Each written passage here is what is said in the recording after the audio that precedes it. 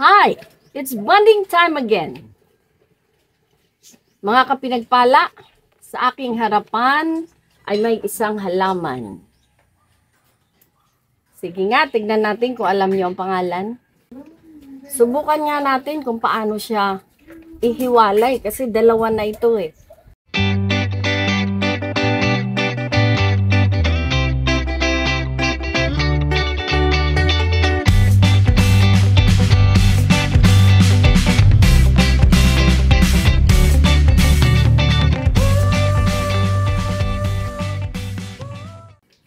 Ito ay cactus. Ang pangalan ay dragon wings. Napakaganda niya. Sobrang titigas. Yan no. Ang titigas ng kanyang mga dahon. Kung minsan, hindi natin siya naihiwalay kasi takot tayong ihiwalay. And this time, subukan nating ihiwalay siya. Maganda naman ang ating mixed soil kaya madali siyang ihiwalay. Okay, let's try. Matigas naman ang kanyang dahon, so wala tayong takot na masira. Yan. See? Ang bilis na tanggal.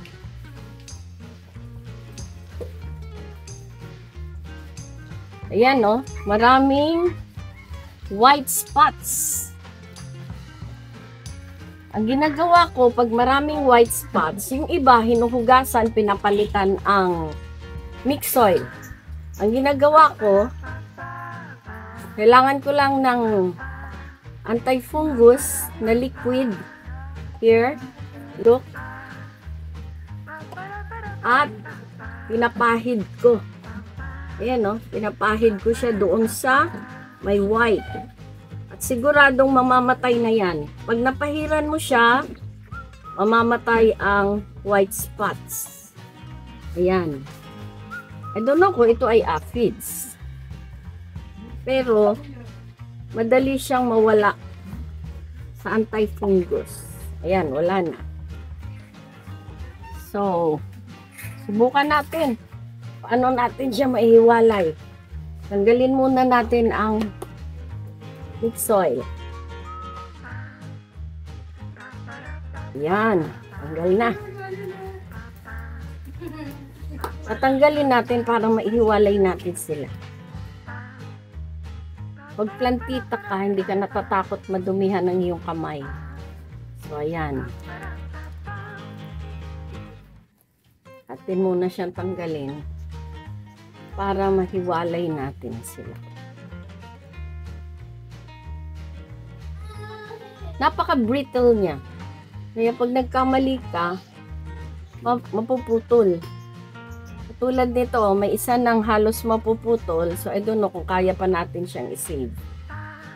So, ang gagawin natin, hanapin natin yung hati nilang dalawa. Look. Para maputol natin. Ganitong gawin natin, ha. Tanggalin ko na itong leaf. Pero sayang. Huwag muna. Ito. Look. Ayan. Putulin natin siya. Ayan. Narinig nyo? Dali lang pala niyang putulin. Ayan. So, pero bago natin siya tuluyang putulin, get your betadine at lagyan siya ng betadine ang kanyang sugat.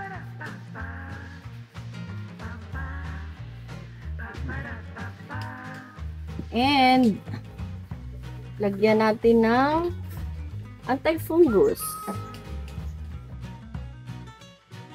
So 1 and 2. Dali lang yan. Pasok.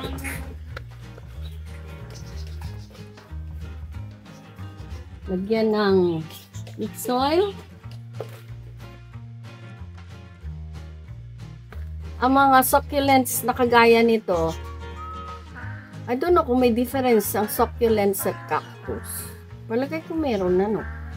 Kasi ito, Kasama ito sa succulents eh.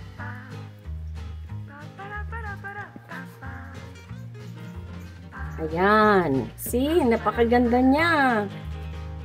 Dagdagan natin ng mixed soil. Hindi pa ako nakapagpalaki talaga nito. I don't know kung lalaki pa siya ng higit dito. So far, ito na yung pinakamalaki kong dragon wings.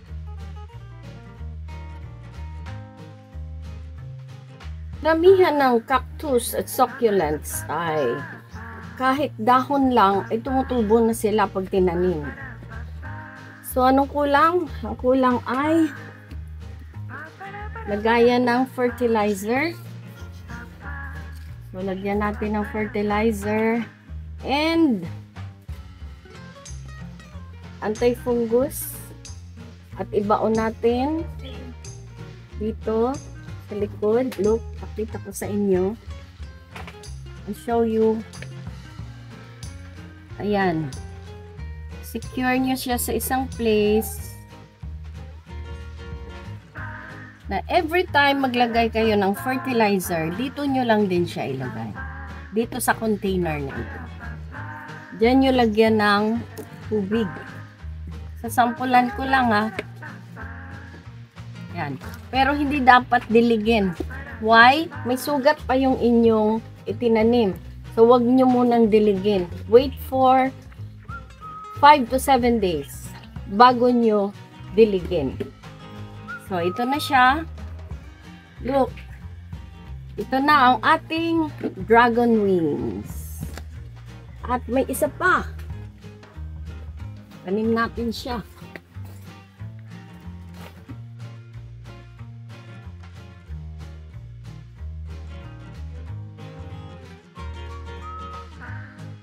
Then, lagyan natin ng fertilizer and anti-fungus. So, dito natin siya ilagay. Yan. Secure natin siya dyan. At meron na tayong dalawang ganda. Dragon wings. Yung kanina ay isa lang. Ngayon, we have 2 dragon wings. Tapos na po tayo. Ang ganda ng ating nagawang dragon wings. At ngayon ay dadako tayo sa salita ng Panginoon. Ephesians 4:26 and 27. Be ye angry and sin not. Let not the sun go down upon your wrath, neither give place to the devil. Ganun pala yun. Pag ikaw ay galit, huwag kang magkasala. Huwag tapusin ang araw, nagalit ka pa rin. Ang haba mo namang magalit mula umaga hanggang hapon.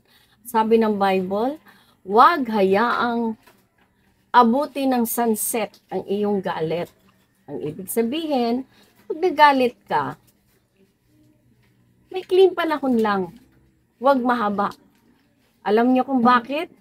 Pag mahaba ang iyong galit, doon pumapasok ang kasalanan.